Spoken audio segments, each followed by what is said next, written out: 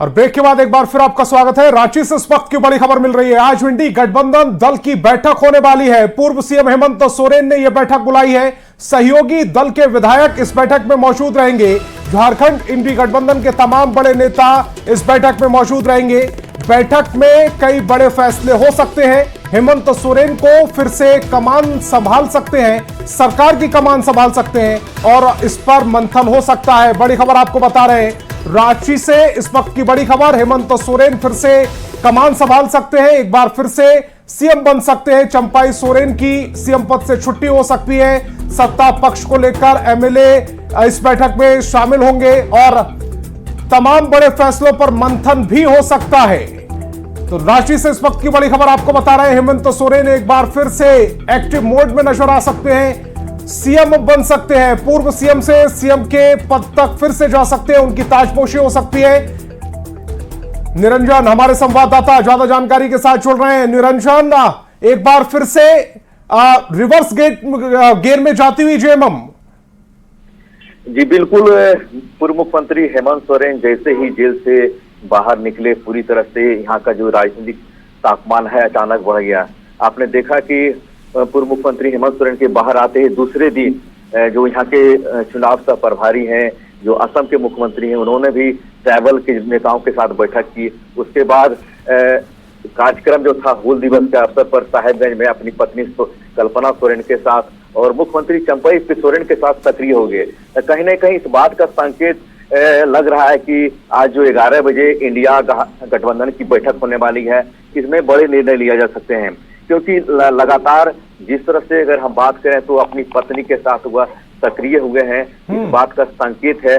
अब देखना यह है कि क्या सभी विधायक एक मत से इस बात की एकजुटता दिखाते हैं कि हेमंत सोरेन को एक बार फिर सत्ता में देखा जाए, या फिर उनकी पत्नी कल्पना सोरेन के नाम पर, क्योंकि वो गांडे से विधायक चुनकर के आई है। तो कहीं न कहीं इस बात की साफ तौर पर संकेत इसलिए और प्रबल हो गई है कि मुख्यमंत्री का कल जो कार्यक्रम था दुमका में और रांची में ही था, और आज 11 बजे प्रभातारा मैदान में 1500 स्कूली बच्चों को, 1500 अभ्यर्थियों को, टीचर हैं, उनको नियुक्ति पत्र दी जानी थी। कुल मिलाकर के सभी कार्यक्रम रद्द होना इस बात का संकेत है, कहीं न कहीं सत्ता का हस्तांतरण दिखाई दे रहा है। अब देखना यह है कि दिसंबर नवंबर में जो चुनाव होने वाले हैं विधानसभा, उसकी रणनीति पर आज मंथन होगा, मुख्यमंत्री के चेहरे पर मंथन होगा।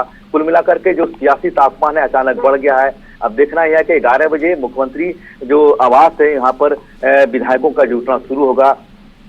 अब क्या निर्णय इस पर होगी ये 11-12 बजे के बाद ही पता चलेगा, लेकिन इतना संकेत जरूर है कि कल जो चंपाई सोरेन के कार्यक्रम थे, 2 कार्यक्रम थे, एक रांची में था, एक दुमका में था और आज रांची में होने वाली थी।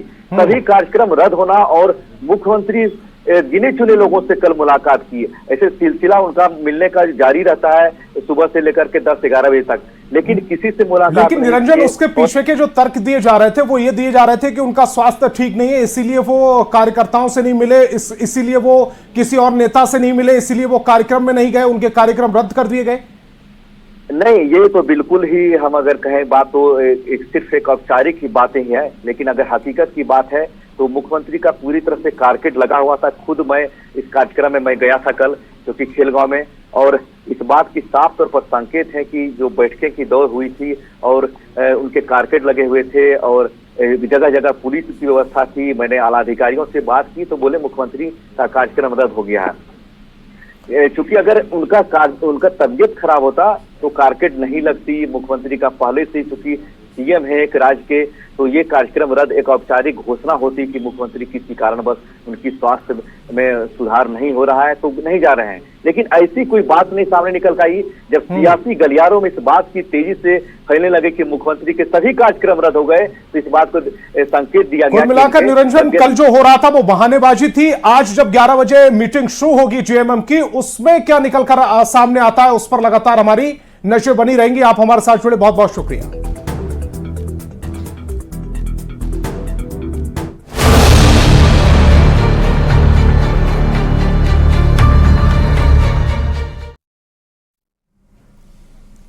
यूपी के हाथरस में मंगलवार को बड़ा हादसा हो गया। सिकंदरा राऊ थाना क्षेत्र के गांव फुलरई में आयोजित भोले बाबा के सत्संग में भगदड़ हुई, जिसमें महिलाओं और बच्चों समेत 100 से भी ज्यादा लोगों ने अपनी जान गंवा दी। आपको बता दें, यूपी के मुख्यमंत्री योगी आदित्यनाथ ने पूरे मामले की जांच के आदेश दिए हैं। डीजीपी और गृह सचिव मौके पर पहुंचकर राहत कार्य का जायजा भी ले रहे हैं। राष्ट्रपति, प्रधानमंत्री, गृह मंत्री समेत देश के तमाम बड़े नेताओं ने इस घटना पर दुख भी जताया है। केंद्र सरकार ने राज्य सरकार को हर संभव मदद का भी आश्वासन दिया है।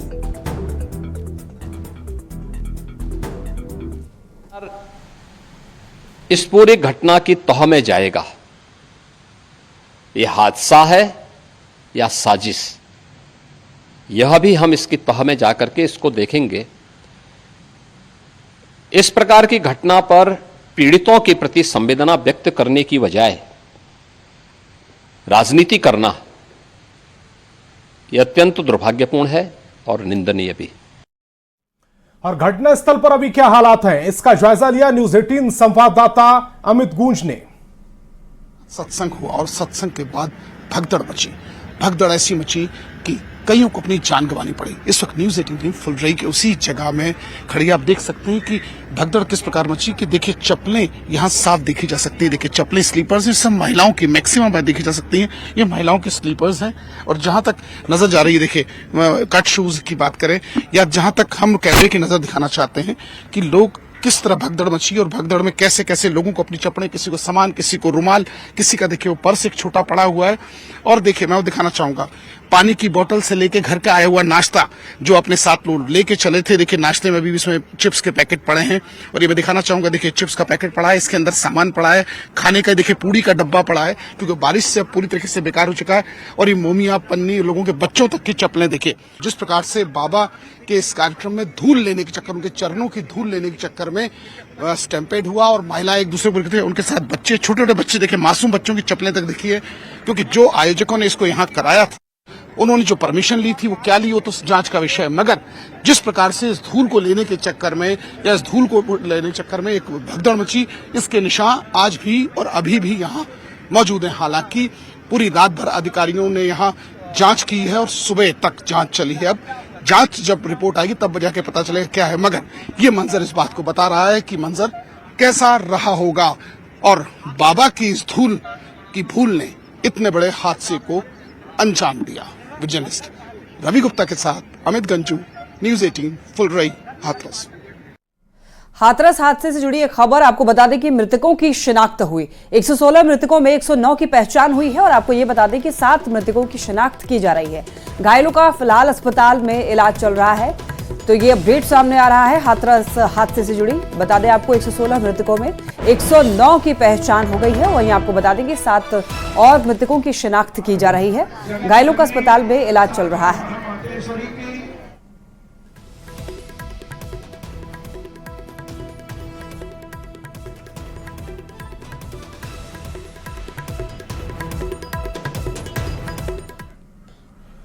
हाथरस में हादसे को लेकर एफआईआर दर्ज कर ली गई है। कार्यक्रम के आयोजकों पर केस दर्ज हुआ है। शुरुआती जांच में आयोजकों की लापरवाही सामने आई है। वहीं हादसे के बाद से आयोजकों को कोई पता नहीं है। अभी आयोजकों के फोन भी बंद आ रहे हैं। वहीं बाबा नारायण सरकार हरि का भी फोन बंद आ रहा है। बाबा का भी कोई अता पता नहीं है।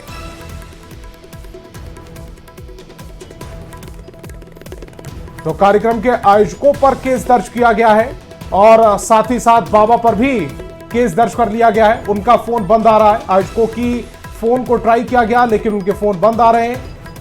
हाथरस सत्संग कांड से जुड़ी इस वक्त की बड़ी खबर आपको बता रहे हैं। आयोजकों के फोन बंद कर लिए गए हैं, उन पर एफआईआर भी दर्ज कर ली गई है।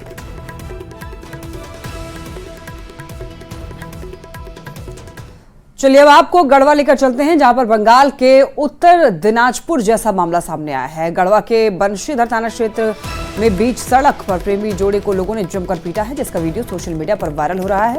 वायरल वीडियो में दिख रहा है कि गांव वाले बीच सड़क पर प्रेमी जोड़ी को बेरहमी से पीटते हैं। वही मामला सामने आने के बाद पुलिस ने कार्रवाई की, आरोपी युवक को गिरफ्तार कर लिया है। ये तस्वीर हम आपको दिखा नहीं सकते हैं, इसे ब्लर कर दिया गया है, लेकिन बड़े ही बेरहमी से यहाँ पर इन प्रेमी जोड़ियों को पीटते हुए गांव के जो लोग हैं वो दिखाई दे रहे हैं। हालांकि पुलिस ने आरोपी युवक को गिरफ्तार कर लिया है। ये वीडियो काफी ज्यादा भयावह है और इसको दिखाया नहीं जा सकता है, इसी वजह से इसे ब्लर कर दिया गया है। बता दें आपको, ये जो मामला है, लोगों ने दोनों को बेरहमी से पीटा है। बता दें आपको, वायरल वीडियो में दिख रहा है कि गांव वाले बीच सड़क पर प्रेमी जोड़ी को पीटते हुए नजर आ रहे हैं। ज्यादा जानकारी देंगे संवाददाता चंदन कश्यप हमारे से जुड़ रहे हैं। चंदन, देखिए, एक वीडियो काफी ज्यादा वायरल हो रहा है, गढ़वा का बताया जा रहा है, जिसमें प्रेमी जोड़ी को कुछ लोग यहाँ पर पीटते हुए नजर आ रहे हैं। जरा ये बताइए कि ये लोग कौन है, कौन पीट रहा है और ये एग्जैक्ट कहाँ का मामला है? देखिए, यह मामला जो है, जो झारखंड यूपी जो बॉर्डर है, वहाँ पे एक झारखंड गढ़वा में पड़ता है बिलासपुर गांव, वहाँ का यह मामला है। वहाँ पर मामला ये हुआ कि यूपी का एक लड़का है जो विवाहिता महिला के पास हमेशा आता जाता था। इसी बीच घर के लोगों को जब शक हुआ तो घर के लोगों ने इसे रंगे हाथ पकड़ने का प्लान बनाया, जिसके तहत जब ये रंगे हाथ आपत्ति जब पकड़ा गया, जिसके बाद घर के वालों ने अपने गांव वालों को इकट्ठा करके यह बताया कि यही इकट्ठा हुआ है। जिसके बाद गांव वालों ने मिलकर जो विवाहिता महिला है और उसके जो कथित प्रेमी है, दोनों की जमकर पिटाई की। चंदन, क्या उम्र इन दोनों को, क्या उम्र होगी? देखिए, उम्र की बात करें तो दोनों की उम्र जो जहाँ महिला की उम्र ज्यादा है, वही जो उसके कथित प्रेमी है उसका उम्र लगभग आधा बताया जा रहा है। इस मामले में जो पुलिस जो है त्वरित कार्रवाई करते हुए जो आरोपी जो युवक है, जो जिसने पिटाई किया है, जो वहाँ पर लोग थे, वैसे लोगों पर कार्रवाई करने के लिए प्राथमिकी दर्ज करते हुए जो आरोपी युवक है उसे गिरफ्तार की है और पूछताछ कर रही है। और क्या ये जो दोनों प्रेमी जोड़ी हैं, क्या ये लोग अब सुरक्षित हैं? ये लोग कहाँ पर हैं अभी? देखिए, जो जब ये घटना घटी, जब इसकी पिटाई कर दी गई, तो गांव वालों ने जो कथित प्रेमी था उसे उसके घर भेज दिया गया। वही जो विवाहिता महिला है उसे उसके अपने गांव घर पे भेज दिया गया है। जी ठीक है चंदन, धन्यवाद आपका तमाम जानकारियों के लिए।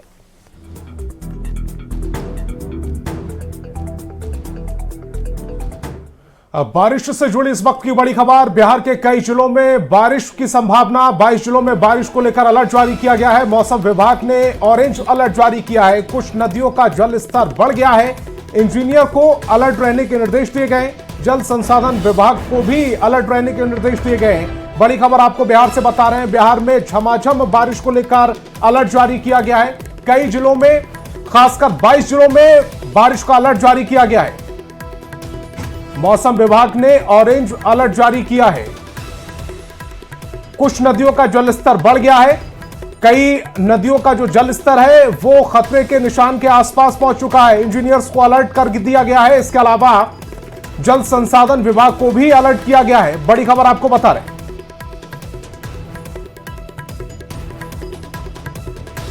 नेपाल में हो रही बारिश से बिहार की नदियां उफान पर हैं। गोपालगंज में नदी का जलस्तर तेजी से बढ़ रहा है। पतहरा में जलस्तर बढ़ता देखकर जल संसाधन विभाग ने सभी इंजीनियर्स को अलर्ट रहने के निर्देश दिए हैं और तट की निगरानी के लिए मानव बल को भी तैनात किया गया है। हालांकि बाढ़ का कोई खतरा फिलहाल नहीं है। वाल्मीकिनगर बैराज से गंडक नदी में 40,000 क्यूसेक डिस्चार्ज दर्ज की गई है। पतहरा घाट का जायजा लिया है न्यूज 18 संवाददाता गोविंद कुमार ने। नेपाल में हो रही बारिश की वजह से नदियां उफान पे है। गोपालगंज में भी गंडक नदी के जलस्तर में धीरे धीरे बढ़ोतरी होने लगी है। इस वक्त हम तस्वीर दिखा रहे हैं गोपालगंज के जादूपुर के दुखरन के पास की तस्वीर है, जहां देख सकते हैं कि गंडक नदी के जलस्तर में धीरे धीरे वृद्धि हो रही है। इस वक्त भी आसमान से लगातार बारिश हो रही है, झमाझम बारिश हो रही है और बारिश की वजह से नदी के जलस्तर है उसमें वृद्धि दर्ज की जा रही है। हालांकि वाल्मीकिनगर बराज से जलस्तर जो है तकरीबन 40,000 के आसपास क्यूसेक जो है डिस्चार्ज किया गया है। ऐसे में गंडक नदी के जलस्तर में मामूली रूप से वृद्धि दर्ज की गई है। राहत की बात है कि वाल्मीकिनगर बराज से डिस्चार्ज का लेवल है वो काफ़ी कम है, इसलिए नदी के जलस्तर में भी तेज़ी से वृद्धि दर्ज नहीं की गई है। हालांकि जल संसाधन विभाग ने एहतियातन सभी तटबंधों पर निगरानी बढ़ा दी है। तटबंधों पर मानव बल की तैनाती की गई है। इस वक्त आप देख सकते हैं कि गोपालगंज के पतहरा तटबंध पर भी मानव बल को तैनात किया गया है। ये मानव बल है जो लगातार 24 घंटे तटबंधों की निगरानी रख रहे हैं। तटबंध की आप लोग निगरानी रख रहे हैं? हाँ। कोई दिक्कत तो नहीं है ना? ना। पानी बढ़ रहा है ना, थोड़ा थोड़ा पानी थोड़ा थोड़ा आते हैं जाते हैं, आते रहता है जाते रहता है पानी। हाँ। उस तरह का खतरा कोई नहीं है? नहीं है। पानी हल्का हल्का वृद्धि हो रहा है? हाँ, हल्का हल्का हो रहा है। उस तरह कोई खतरा नहीं ना, है? खतरा भी नहीं चल रहा है अभी। लेकिन आप लोग अलर्ट है? हाँ, अलर्ट है। जल संसाधन विभाग का ये कहना है कि जलस्तर काफ़ी कम है और इससे कोई खतरा नहीं है। गोविंद कुमार, न्यूज 18, गोपालगंज।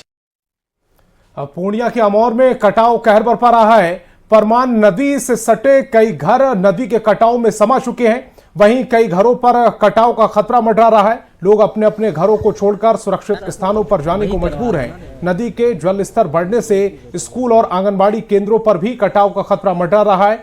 लोग जिला प्रशासन से कटाव निरोधक का काम करने की मांग कर रहे हैं, जिसको लेकर डीएम ने अधिकारियों के साथ बैठक करके कटाव के प्रभावित जगहों पर कटाव निरोधक काम करने का निर्देश दिया है। का पानी बढ़ता है, बहुत ज्यादा कटाव बढ़ जाता है और अब तक यहाँ पर 15 से 20 परिवार कट के नदी में विलीन हो गया। और ये जो आपको 2-3 बिल्डिंग दिख रहा है, ये बच सकता है अगर विभाग के लोग टाइम पे काम कर दे तो। अब तक जो कटा है मीर मुजफ्फर का और मैनुद्दीन का, शकील का, शाहनवाज का, ये सब अब तक कट के गिर गया है। बाकी ये 2 घर बचा जा सकता है अगर विभाग के लोग टाइमली काम कर ले। नवादा में 2 दिनों से रुक रुक कर बारिश हो रही है, जिससे जिले में बहने वाली सकरी, तिलैया नदी समेत कई नदियों की जल में काफी वृद्धि हुई है। गोविंदपुर स्थित सकरी नदी में जल वृद्धि होने के कारण कई गांवों का संपर्क प्रखंड मुख्यालय से टूट गया है। लगभग 12 गांव का प्रखंड मुख्यालय से संपर्क टूटा है। लोग जान जोखिम में डालकर नदी पार कर अपने गाँव जाने के लिए मजबूर हैं।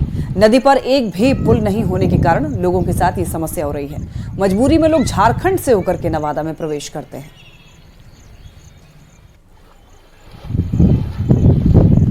और सीवान में पहली बारिश ने नगर परिषद की पोल खोल दी है। बारिश के बाद पूरा शहर जलमग्न है। नाले की साफ सफाई नहीं होने से सड़क पर पानी भर गया है।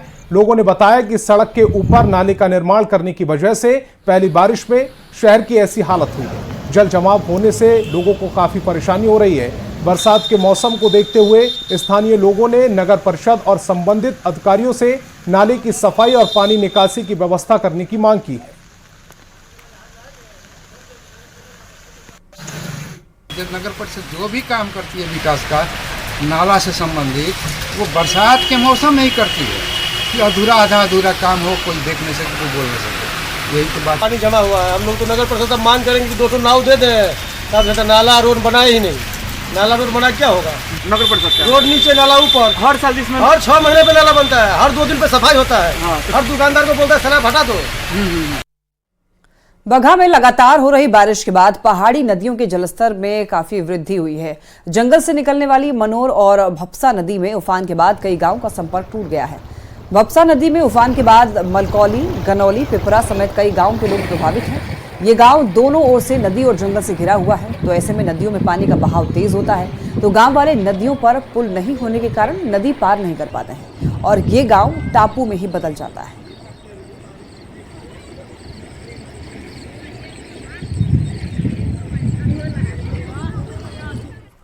और मुजफ्फरपुर के कई इलाकों में बाढ़ की स्थिति को देखते हुए जिला प्रशासन ने तैयारियां शुरू कर दी हैं।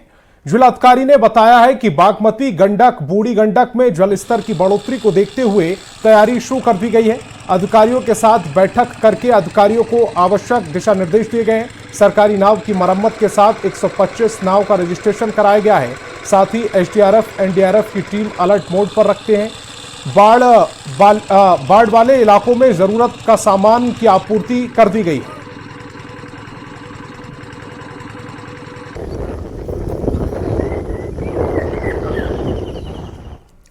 तो लगातार बारिश के बाद पहाड़ी नदियों का जलस्तर बढ़ गया है। बगहा के 2 पंचायतों के 26 गांव के लोगों को आने जाने में काफी परेशानियों का सामना करना पड़ रहा है। तस्वीरों में भी आप साफ देख सकते हैं कि कैसे बाइक सवार लोग एक दूसरे की मदद करके बाइक को कंधे पर उठाकर पहाड़ी नदी पार कर पा रहे हैं। हालांकि ऐसे में लोगों की जान को भी खतरा है, लेकिन बारिश की वजह से हर साल ऐसी स्थिति हो जाती है जिससे लोगों का आना जाना पूरी तरीके से बाधित हो जाता है।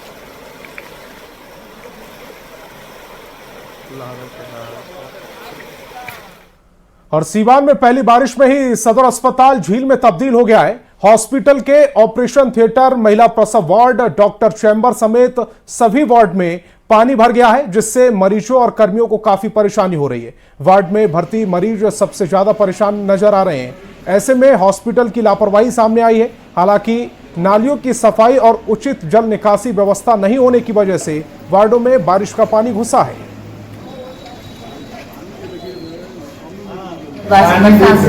पानी ठेल दिया रूम में, वार्ड में भी हाँ रहल बने सन वही फिल्म में अचानक पानी आ गया? हाँ, एक बार पानी आ गया पूरे वार्ड में आप लोग हैं वहाँ? हाँ, वही पानी में हम गजन हुआ मरीजी के ले जाती हैं वही में पानी में डिलीवरी के? हाँ, डिलीवरी के समय 9 बजे रात से पानी लगता है जी।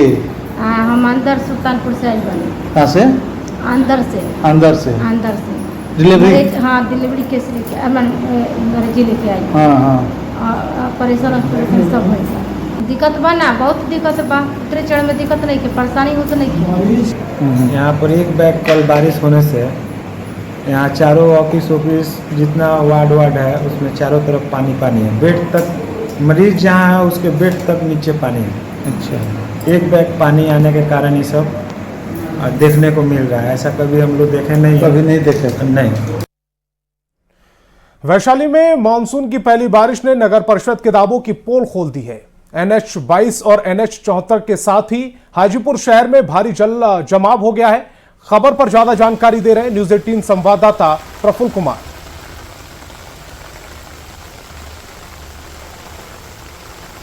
ने दस्तक दे दी है और उसके कारण जो है सुबह से, मैं बता दूं आपको, करीब 7 से 8 बजे की सुबह से जो बारिश है वो लगातार इसी रफ्तार में हो रही है, जिसके कारण जो है हाजीपुर शहर की स्थिति आप देख सकते हैं कि क्या हाल हो गया है। पूरा शहर जो है वो पानी से जलमग्न हो गया है। और आप देखिए ये मुख्य सड़क है, स्टेशन रोड है, और इस मुख्य सड़क पे जो जल जमाव हुआ है इस बारिश के कारण, वो आप तस्वीर आप सीधा देख सकते हैं किस तरह से पानी जो है वो यहाँ पे भारी जल जमाव हुआ है, और जिसके कारण जो है लोगों को काफी परेशानियों का सामना करना पड़ रहा है।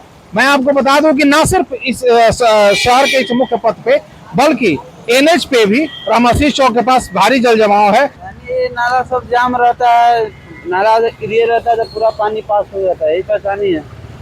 हर साल होता है ये बारिश में ये हाल हो जाएगा। एक बारिश में तब पहले बारिश इतना बारिश 5 दिन बारिश हुआ तो हाजीपुर डूब गया है। यहाँ पे पानी नहीं निकलता है, पानी जमा रहता है यहाँ पे 2-4 दिन पानी कभी नहीं चलता है। पानी नहीं निकलता है, बारिश होता है तो जल जमा हो जाता है। जल जमा रहता है यहाँ हर बार पूरा हाजीपुर का यहाँ का। नगर पालिका या नगर परिषद की जो स्थिति है, तमाम पैसा जो आता है वो कहाँ व्यय होता है पता नहीं चलता। एक नाला भी सही ढंग से दुरुस्त नहीं। तस्वीर जो है वो आप देख सकते हैं कि ऐसी तस्वीर जो है वो देखने को सामने मिलती है। ऐसे में अब देखना होगा कि नगर परिषद, अब ये बरसात का मौसम जो है वो शुरू हुआ है, ऐसे में नगर परिषद क्या कुछ कार्रवाई करती है और कैसे लोगों को, हाजीपुर शहरवासियों को इस जल भराव की समस्या से निजात दिला पाती है। प्रफुल्ल कुमार, न्यूज 18 हाजीपुर। और इसी के साथ बुलेटिन में इतना ही। तमाम खबरों के लिए आप देखते रहिए न्यूज 18।